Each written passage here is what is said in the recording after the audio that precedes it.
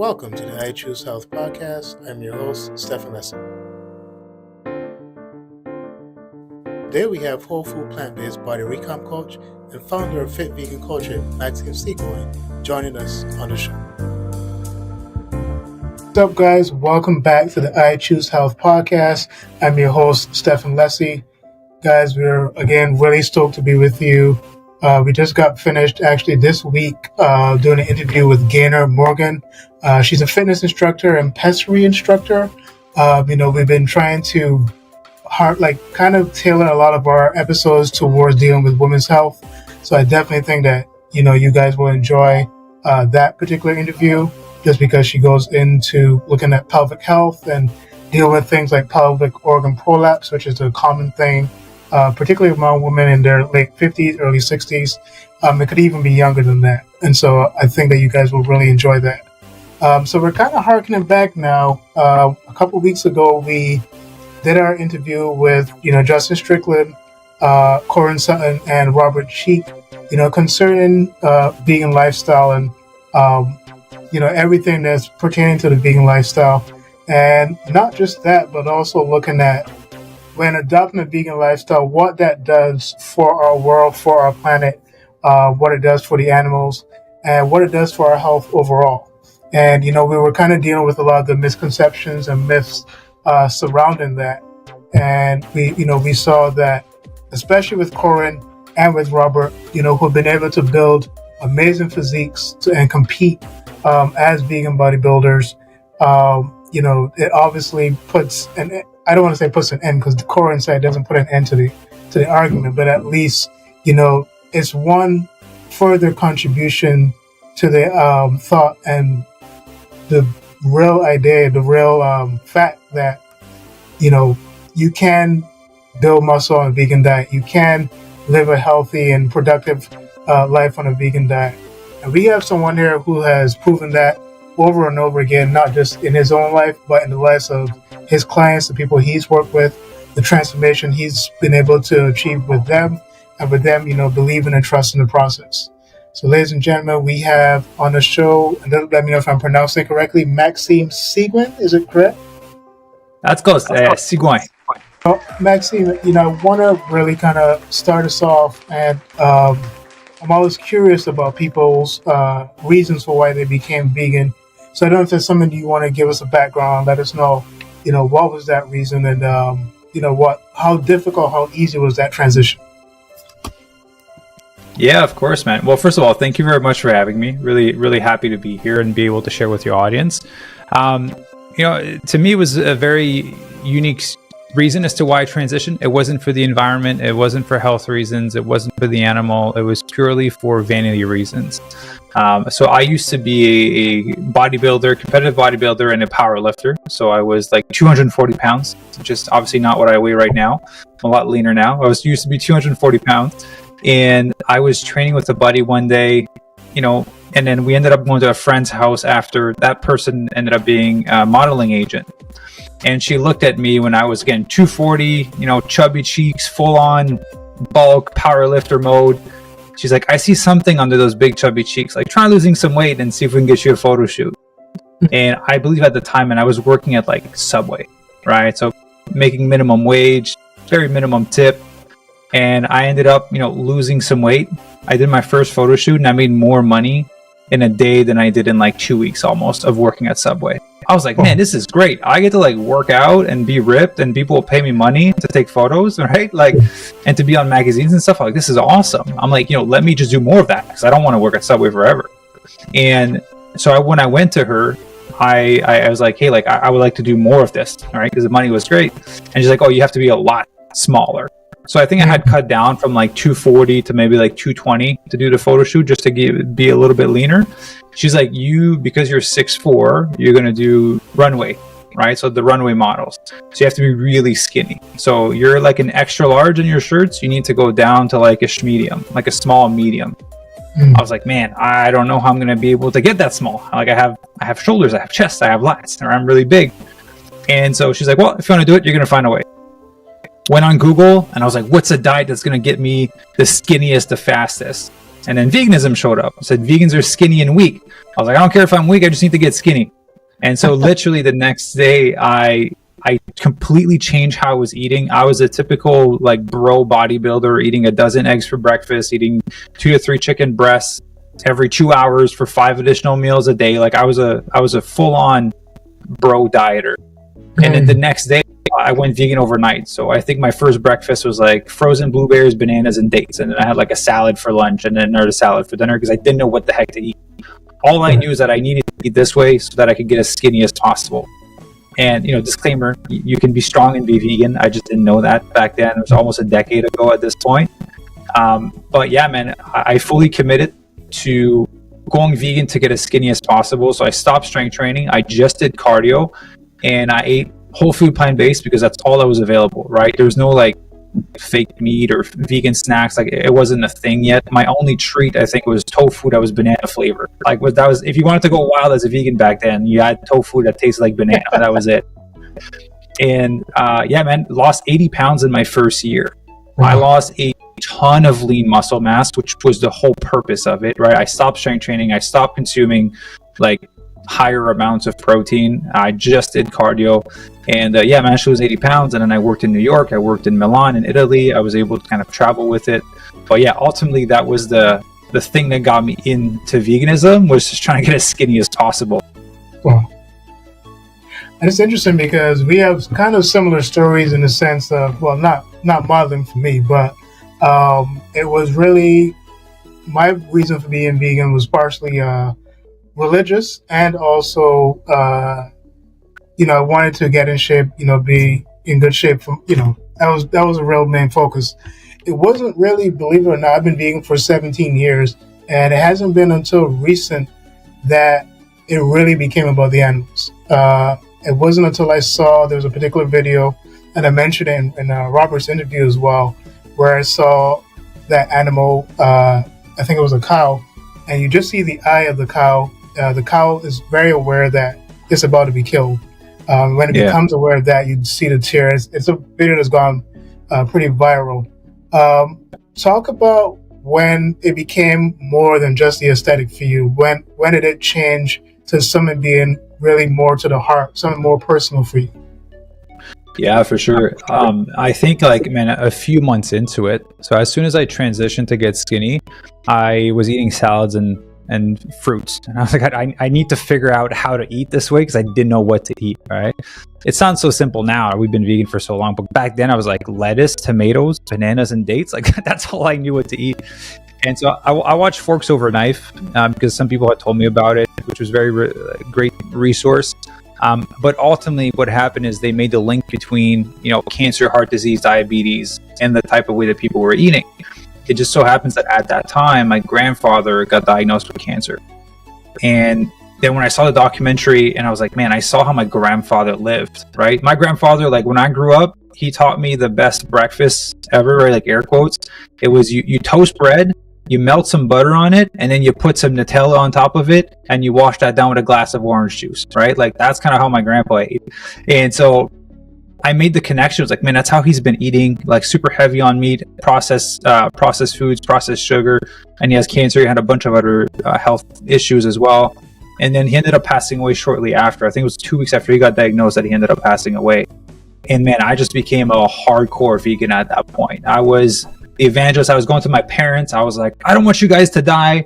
You need to change how you're eating. And I was doing that all across my town to all my friends that were bodybuilders that I was just eating steak with, like literally 8 weeks ago. I was like, man, you need to go vegan. And so at that point, it really became about health, right? And then for me, it wasn't about the animals, the environment, much later on in the journey, but it was very much about health at that point. And then if you fast forward maybe another, when was it? Almost 8 years ago, my late partner got diagnosed with breast cancer. 8 years ago. And when she got diagnosed with cancer, it even more solidified for me that I was like, man, whole food plant-based is the way to go. Because she was vegetarian at the time. And I was like, man, you need to go whole food plant-based. Like, I know it sounds crazy, but there's so much studies proving it. The doctors gave her 1 year to live. Man, she made it an extra 4 years on top of that. She lived an additional 5 years after she got diagnosed. And unfortunately, before she passed away. But yeah, that just really solidified it for me. So for me, it's always been about health primarily.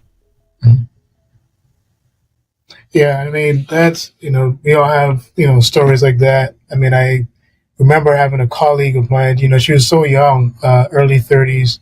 I remember she's only been married at that point for 2 years. And I remember, saying to her, like, hey, how open are you to, trying a different way, trying a different diet? My fear, I think, was at the time was if I told her to try this thing that, maybe she tries it in a particular way and it doesn't work. And so, to this day, I still feel like maybe I should have said something a little bit more. Maybe I should have tried to get her more help. Because, there are definitely experts in the field that, do specialize in, utilizing a plant-based diet to heal the body from cancer. And so, unfortunately, it's been about 6 years since she passed. But, I would say rest in peace to Annie, definitely an amazing colleague. But, again, those heart-wrenching stories where we have family around us, where we know family and friends around us that if they were to change certain things in their lifestyle, diet, exercise, that they would be here a little bit longer. And on that note, like, what do you think, or what have you seen has been the consistent objection to adopting a vegan lifestyle, and I guess other barriers, like things that maybe represent that people are misinformed about, what a vegan diet is? Speak to that a little bit. Yeah, for sure. Well, kind of like you've been vegan for a lot longer than I have, right? I'm nearing a decade now, but I feel like the reasons have changed as kind of the years have gone by and it's become more popular. So, it used to be about like, there's just the word vegan is so harsh, it's so intense, it's so activist. I don't want to be that person. I don't want to eat this way. It was a bit like a cult, ultimately, is how it was perceived, like back in the day, right?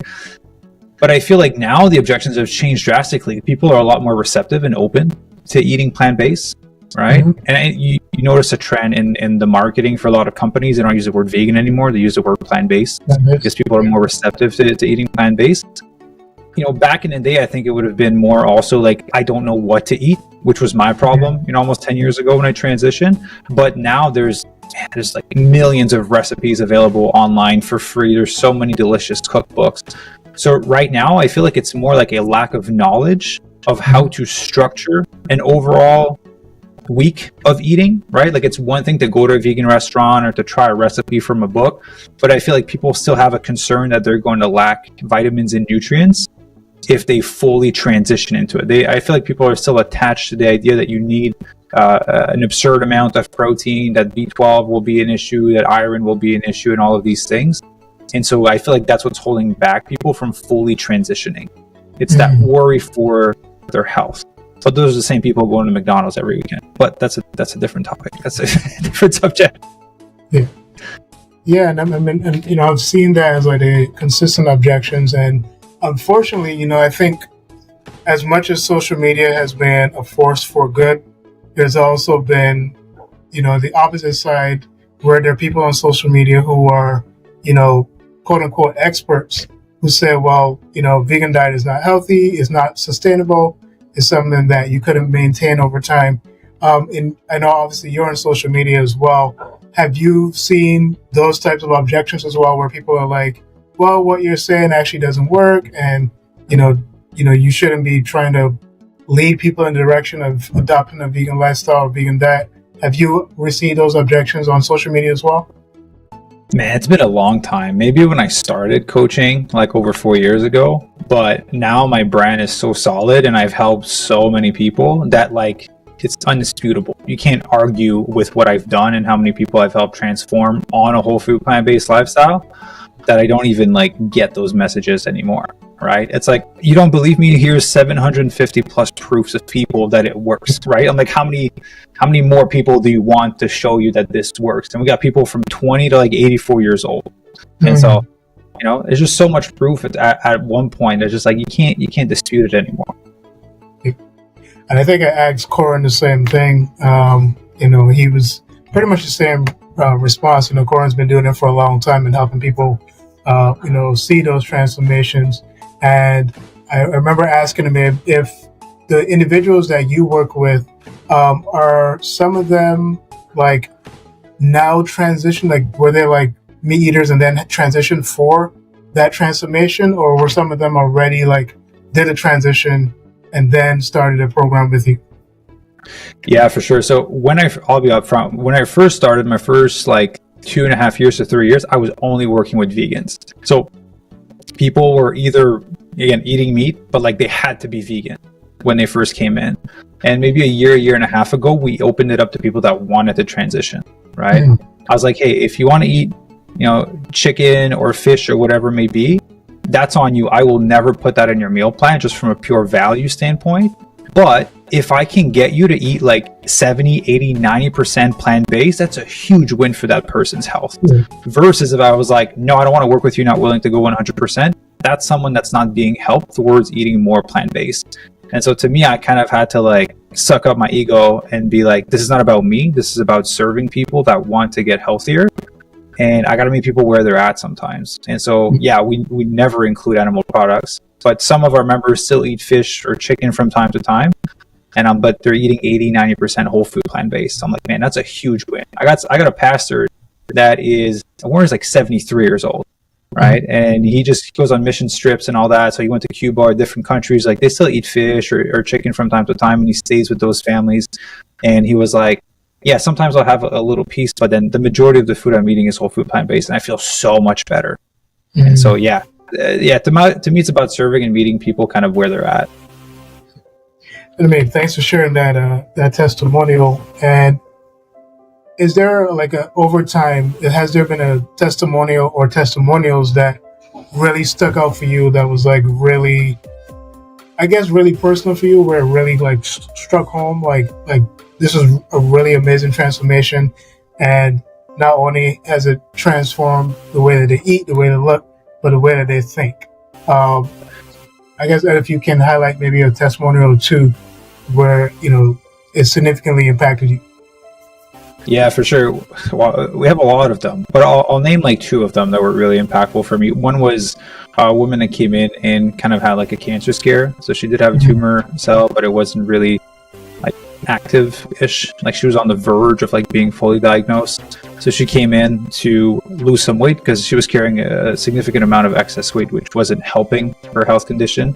And then she transitioned to 100% whole food plant-based. Like we don't do fake meat, fake cheese, fake chickens, or anything like that on our plan. It's 100% whole food. And yeah, man, the doctor was like, hey, it's malignant, like it's in remission, like you're good, basically. And I think that was like a year after. So to me, that was huge, just because I lost my late partner to cancer. And another one, we had there's a few women that came in that wanted to have babies, but their body health wasn't in the right place. They're carrying too much excess weight. They just weren't fueling themselves properly for many years. And I was like, hey, like, obviously can't promise that you'll be able to have a baby at the end of this, but like, hey, let's lose some weight, let's get healthier. And for sure, we have like 3 women that had that same situation and that were able to have babies. So now we have like 3 FitVegan babies crawling somewhere in the world. So that was pretty cool. And it's just interesting because I don't think that people see that, taking a plant-based lifestyle or vegan lifestyle is like really more of like adopting a restorative diet. I think that the body is restored in so many different ways. When, we start to eat plant-based whole foods, just eating, the stuff that is from the earth, and how much it really changes our bodies, changes our way of thinking. I've met people who said their whole chemical way of thinking, even their brain, has changed since they become vegan or changed to plant-based. So that's definitely really, really amazing transformations. And I know that there are a lot of people that go into the field of activism, vegan activism. And I know Corin and Robert have kind of delved into that a little bit. Have you also started to go into that field as well, just to do some activism there as well? I do it in a different way. You'll never see me in a street corner showing a video or doing anything like that. That's just not who I am as a person, right? I'm gonna stay truthful to myself. But what I found for that's had the most impact, that has helped me a lot, to help a lot of people, is just, man, lead it by example. Right? If I'm thriving, if I'm doing Ironmans, if I'm doing all these cool races, if I'm showing all these incredible feats of that you can do physically, if I'm healthy, if I'm just doing awesome and I'm helping other people do the same thing, by default, people are going to be attracted to that. We're all attracted to greatness. We're all attracted to something that shines. And so if you see someone in your community that lost 40 pounds and they're glowing and they have so much energy, like, what are you doing? Right? It's like, oh, I started eating plant-based. They're a lot more open to your idea and receptive to what you're about to tell them than at least every time I went to people and I was like, you're a murderer, you shouldn't eat meat. I didn't have a lot of success in converting that person, right? If someone came to me and did that, dude, I'm in defense mode. I want to punch them, right? Like you're attacking who my identity and who I am at my core. People are not really receptive. So I've tried it a little bit when I started. I was like, man, this is not helping anyone and it's stressing me out and I don't want that. So I just started leading by example, doing me, and then more and more people came. I was like, shit, that's easier. I just got to be me and continue, doing great things and helping more people and serving more people, and then more people will come. So that's my form of activism. Yeah. And with that said, I mean, I don't want to target, people out there who are doing vegan activism. Thank you. We need all type of people. Yeah. We need. I'm just not that guy. I'm just not that guy. And we're thankful for the work that everyone is doing. But I would just want to make an appeal to people who are doing vegan activism in that particular way to just really think about the way that they're maybe emotionally impacting people. Different people are reached in different ways, right? We spoke on this show about, I think it was the coach of Tennessee that just passed away a couple months ago. He had a very abrupt approach to the way that he dealt with his players, right? And for his players, it worked. Then you had the Coach King, Mike Krzyzewski. It worked a little bit differently with him. He was more of a patient guy, kind of allowed players to come into their own. And I kind of feel like when it comes to people, I guess if you want to say coming to the truth about eating plant-based and eating vegan, adopting a vegan lifestyle, you kind of have to provide the information and let people kind of acquiesce or come to it on their own. And I think that a lot of times they're trying to push it and show people why they're wrong. And I think that if we don't take things from a graceful approach, I think we do more damage than we do good. And so I think I really want to make an appeal to again, thankful to those who are doing the work, but be cautious of the impact, because you could be actually doing more damage than you actually doing good. Yeah, and to me, man, honestly, this is my little master plan, and I've been public about this. If I can impact people in all different communities around the world, right, which would be the bigger vision of it all. If you have someone in your community that is, everyone is sick, and they drop their cholesterol, they drop their blood pressure, they drop the weight, they're not overweight anymore, they sleep, everything starts to improve. Everyone is going to be like, dude, what are you doing? Tell us what you're doing, because we want that too. And so my goal was not just at first it was me, right? I'm creating content, I have to lead by example. But now it's man, obviously I'm living my life this way because I feel phenomenal. But now I put it all on my clients. Because once I help my clients transform, man, they're reaching a community that I will never reach. And so to me, it's about focusing on my clients so that they can go out and just be a shining light. They don't have to do anything. They just have to be great and be themselves. And then more people are going to want to learn about it. So that's the beautiful part for me. Yeah. And also speak to, I think that, I kind of lost my train of thought, but it's coming back. But I know that there's been a lot of attention to what's going on in the plant-based world. And that's one thing I think I've become concerned about as a vegan, where, as I said to Justin, I feel like the word plant-based has become a little hijacked. I feel like now vegan and plant-based, even though I feel like they should operate synonymously, I feel like they don't. And I think I shared an article on my Instagram, and I'll probably put that in the description as well, where plant-based companies are starting to actually try to infuse meat into some of their their foods. I don't know Yeah, if that's meat something fat. that I you've saw seen. that. Yeah. I saw that And article. Yeah, they're trying to add like animal fat to vegan burgers to make it taste more like meat. yeah, and I think the approach should be, and I've always had the idea that we should definitely try to grow our own foods because it definitely seems like there's been a shift with a lot of these companies and how, because I know that everyone doesn't have access to a garden and to everything to grow their own foods. What would you tell people to do if they were like, hey, I want to go plant-based, I want to keep it as natural as possible, in what ways, how can I go about just, getting a pot or getting a bunch of things just to plant and grow my own food? Like, how do I start? Like, how much money do I need? Maybe so I can grow to a point where I'm able to produce my own food and do it in a healthy way. Yeah, I'll be honest. I don't have a garden. The only thing I grow are sprouts in my house because they're nutrient dense, they're high in protein, they're dirt cheap, and you can make a massive amount out of little amounts of seeds. Yeah, honestly, just to get started in eating this way, I think it's super doable. Like, we were at Costco the other day, me and my wife, and I was like, I just look at the price of like chicken and steak. I'm like, damn, that's like shit. If people were to eat that every meal, like just the meat alone is more than all the money I'm spending on grains and beans and fruits and vegetables for the week, right? And so if people want to transition, they're actually going to save a ton of money on their grocery bill. Like fruits and vegetable, as much as they look expensive, if you're if you're eliminating the meat from your bill and the fish and the eggs and the butter and the dairy, like, man, your bill is going to drop significantly. That shit is pricey.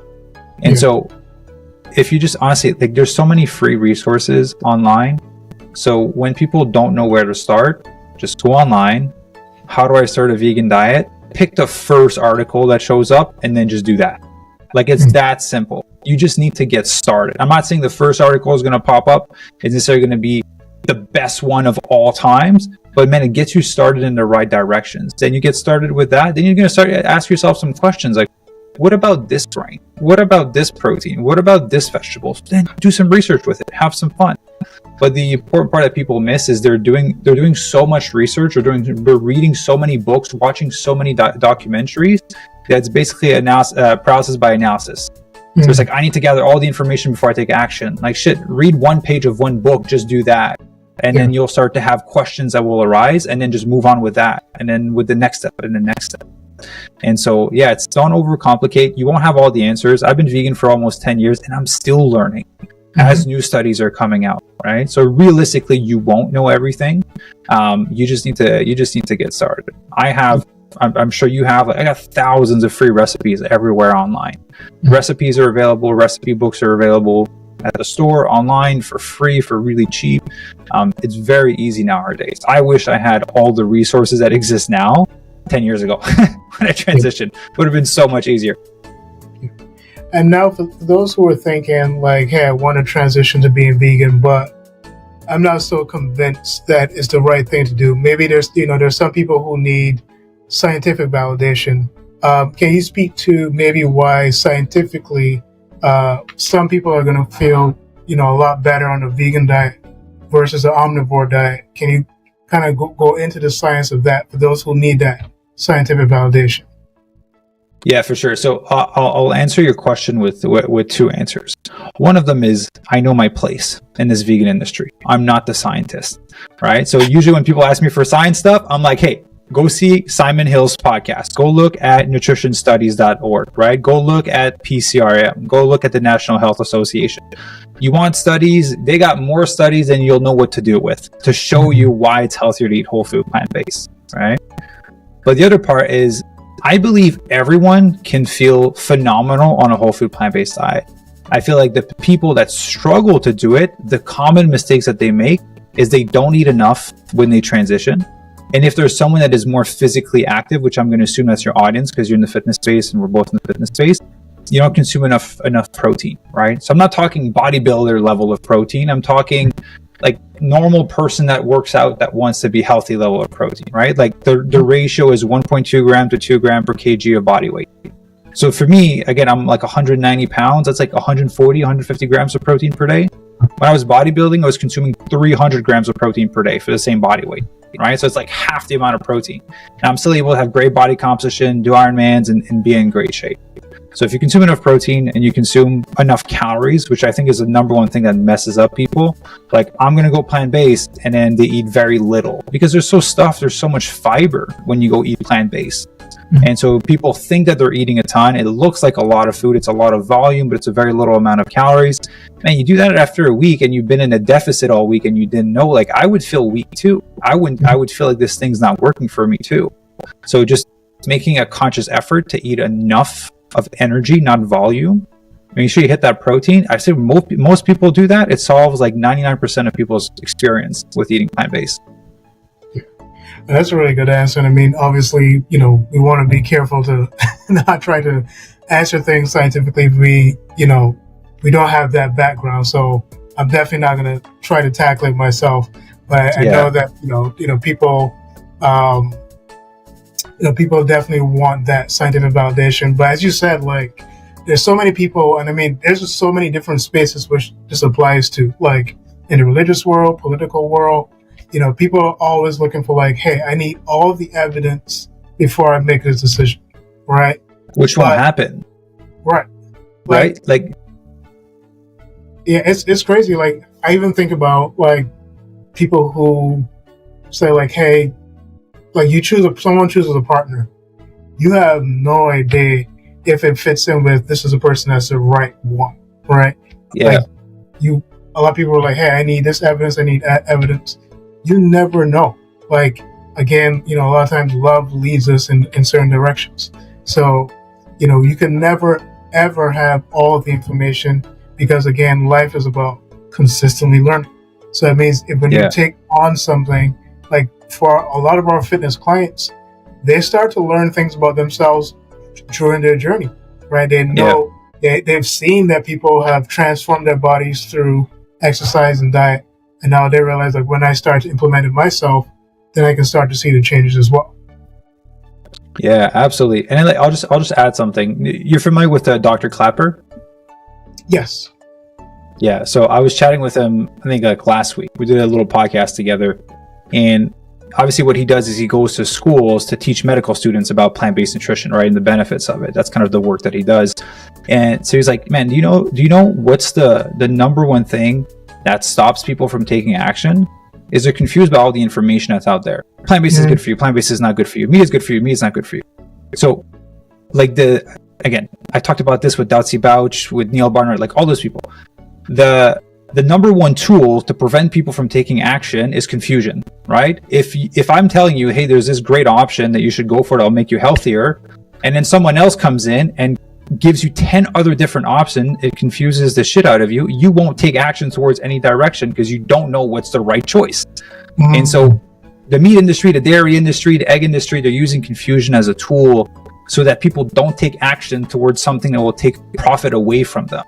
Right? Let's be honest, veganism is not about money, right? I've never seen a massive conglomerate of potato farmers or tomato farmers, right? Like it only exists in the meat industry. Like the small farmers win out of people going vegan, but there's no massive company making tons of profit out of it. So yeah, confusion is the number one tool to prevent people from taking action for sure. I feel like you just unlocked something that just in that statement alone about confusion keeping people from making decisions. I mean, I could go further into that, but this podcast may get canceled. But it's like, I get it. Yeah, I mean, I'm going to touch on it a little bit. I mean, eventually, but it's really interesting how that applies to every situation, and people's eyes are not really open enough to realize that that's what's happening. So, and even with the way that social media deals with like the different dietary suggestions, like some people have done videos on this, like, hey, let me eat some fruits. Oh no, fruits are too high in sugar, yada yada. Or let's eat this. No, this is not good for you. So now it's like, now all the information is coming like, you were once told this was good for you, now it's not good for you. So now there's all this confusion, like this consistent cycle of confusion, and then people are really going nowhere.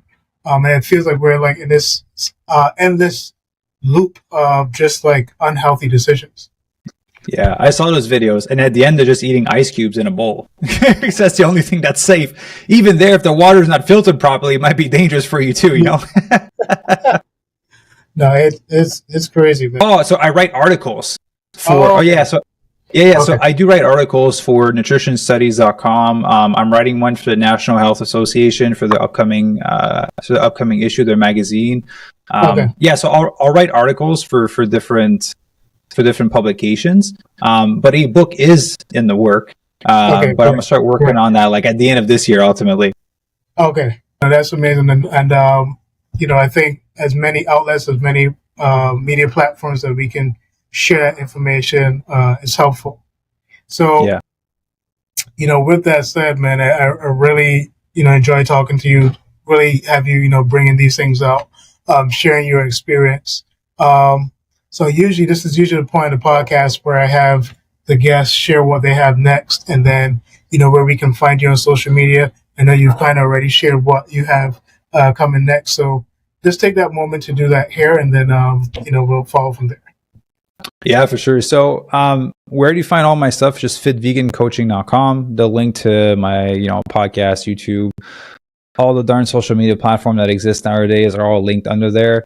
The big thing that's coming is the book is something I'm going to work on towards the end of this year. But right now I'm working on a new actual coaching offer that is more budget friendly for people, just because, we have a holistic nutritionist on our team. We have a doctor on our team. So I have to charge a certain amount for it to make sense, right? I don't want to have to pay out of my own pocket every time I coach someone.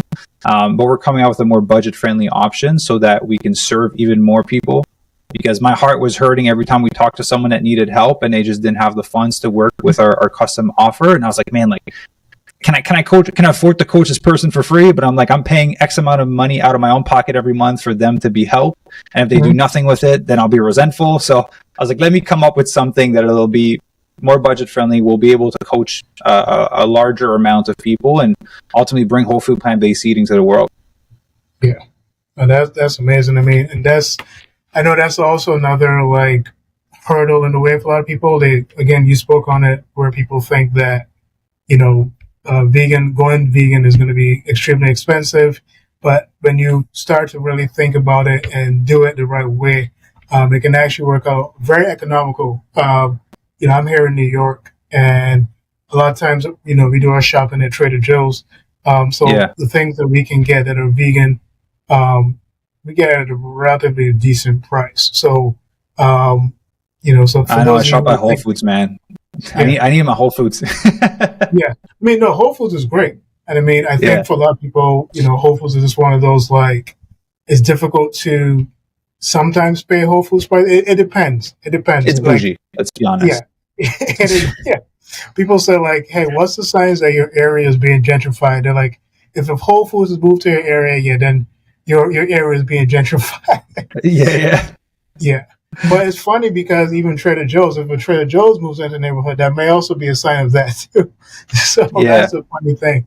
But that, I've been, there's ways that we can teach people to, adopt a vegan diet for cheap. And I think I'll probably do that at some point on my channel, the Micro Fitness YouTube channel, where I'll go through ways in which, we can, eat in a very balanced way for whatever goal it is, whether that's losing weight or whether that's just maintaining or building muscle, and doing that for actually pretty cheap. And if you're doing it the right way, you'll see how very attainable it is. So I don't know if you've been able to produce content, surrounding that, where, you kind of show people how easy it is to do that.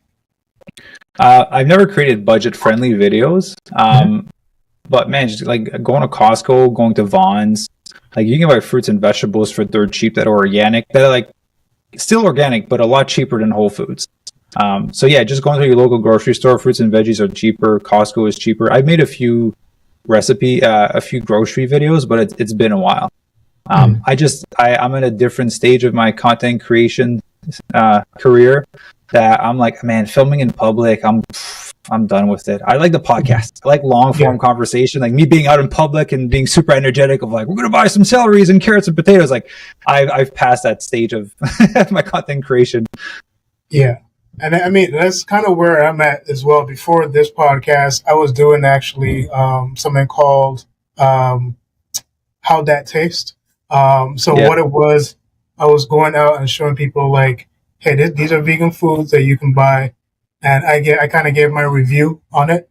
One of them I actually did at a Trader Joe's where they had like these vegan Cheerios or whatever. And so I just tried it and, gave my review right there.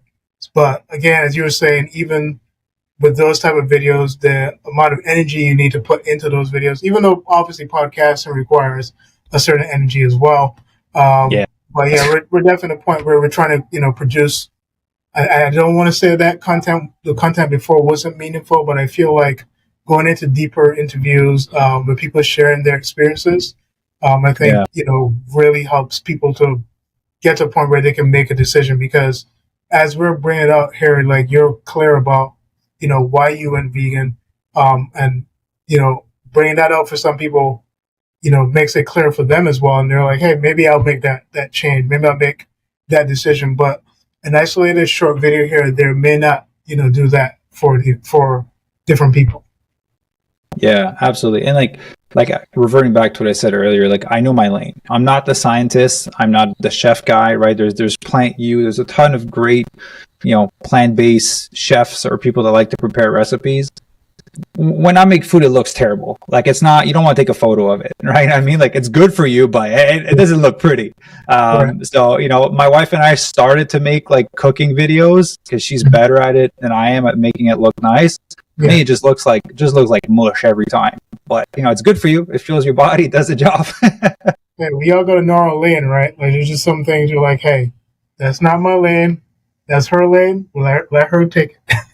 Yeah, and people, like they genuinely enjoy it, right? Like I just love coaching people. I just love talking to people and kind of like helping them go through stuff way more than I love cooking. So that's why I don't do too much of it. Yeah.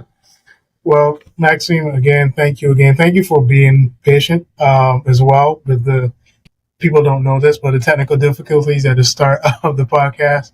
All good, man. So definitely appreciate that. And, thank you for just, taking the time to, really share your experience.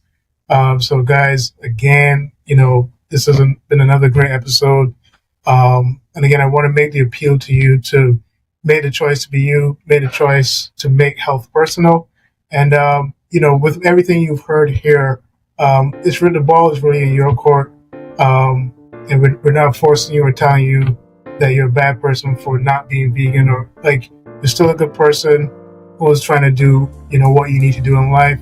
We're just trying to give you the information to make a decision to just take another step, right? To just go a little bit further in life. So with that, I hope you guys enjoy the episode.